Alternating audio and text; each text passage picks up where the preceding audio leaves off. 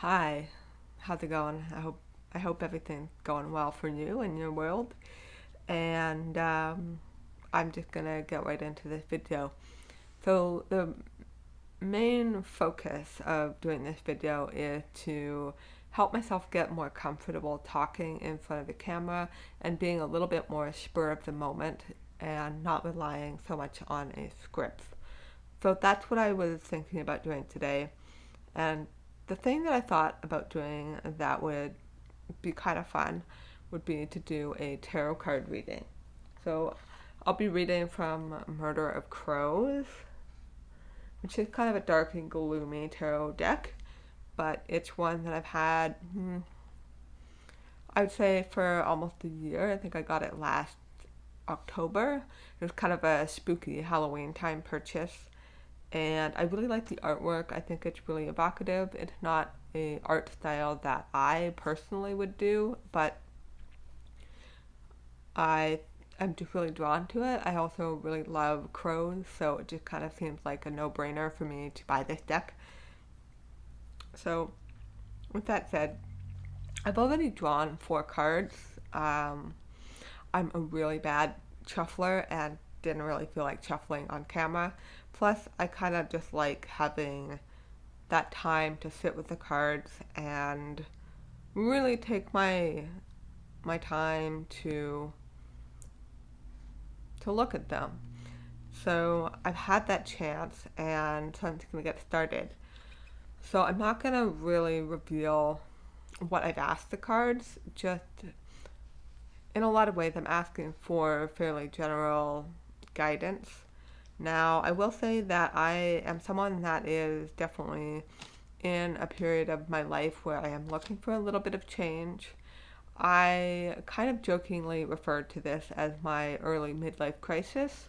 So I'm not yet 40, but I think when you pass 35, you're starting to climb towards your middle age. So, and I mean, if you're 35 and you die at 70, that is exactly middle age. So, anyways, I'm hoping that's not going to be me because I would like to be a strong, independent old person, but we'll see. So, I'm going to get into it. The first card that I drew was the Queen of Wands. She looks like this. So with this card, immediately what I'm getting is that she's emerging out of like some sort of thistly bush that looks quite tough, and she's got like a staff in her hand that's got some of this wrapped around it, and she looks extremely determined to get what she wants. Like she's got that kind of like, I'm coming, I'm getting this, I don't care who's in my way, I'm gonna come get it. So I think she's kind of a force to be reckoned with. She's very strong, headstrong, knows what she wants, and she's gonna go for it, which is a pretty cool card, even though she's definitely someone that I would not want to meet in a dark alley at nighttime, especially if she was upset with me. Then the next card is, I'm going to give you a little bit of a warning. It's a bit gruesome, so if you're sensitive to images of dead bodies, maybe skip forward a few seconds. Anyway, so this is the Ten of Swords. So this card, obviously there's a corpse, or I actually think the person is still alive, but like they're basically not going to be alive for much longer. They're pinned down, there are birds eating them, they're screaming, there's pain. But on the flip side to all of that negativity and darkness, I think there is also something kind of beautiful. Like, I think it represents a transfer of energy, so to speak. So, like, the birds are getting energy from this body, and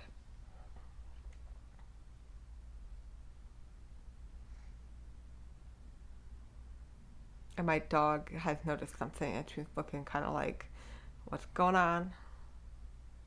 Okay, so the birds are given this like a feast basically, and then eventually that body will get smaller, decompose, and the earth gets energy from that body. Insects get energy from that body. And it's kind of, I guess, a morose way of looking at it, but I see it as kind of like something is going to change, something is going to be painful, but the sacrifice will provide something. That's kind of the vibe I'm getting with that one. And then the next card that I drew was the Six of Swords. So the Six of Swords, it looks like there is someone standing on a boat and potentially offering you a chance to join them on this boat and go on this adventure. I see this figure on the boat as someone that is the bringer of change. They are, I think, in some ways kind of working with this lady here to get you moving on the journey that you're supposed to be going on. And I think this one here is saying that this journey is not going to be easy. It's going to be painful at times, but you know what you want, and you do have some guidance in that direction. The last card that I drew was the Seven of Pentacles. The Seven of Pentacles features someone standing kind of like, it looks like maybe on a lake shore, and the water looks pretty serene. The Pentacles are a card of resources, wealth, that kind of thing. So I'm kind of thinking that this figure is looking out into the future, and I think they're contemplating, do I have the resources that I need in order to go on this adventure or to take that path? And I think they're being quite pragmatic about it. They're not going to make a move until they know for certain that they're ready to go. And I think this figure is also kind of aware that it would be a fool's journey to go forth without this preparation and without these resources. I think that's about it I can say for this card. So I think it's kind of interesting to see these two, because we've got on the one hand this character who's like, get out of my way, I'm coming for you, I'm doing this thing now. And then this one's like, hey, hold on, we need to make sure that we're prepared. Anyways, and that was kind of my quick little tarot ramble spiel. So this deck is, as I said earlier, is one that I haven't had that long, and to be honest, I don't read the tarot that often, but I like to take out the cards when I'm feeling like there's a bit of a change in the air, or if there's something that I'm struggling with and I want to use the cards as a way of getting another perspective on a situation. I find tarot is a really good tool for introspection, and that's primarily the way that I use it. I like to use it to give me that other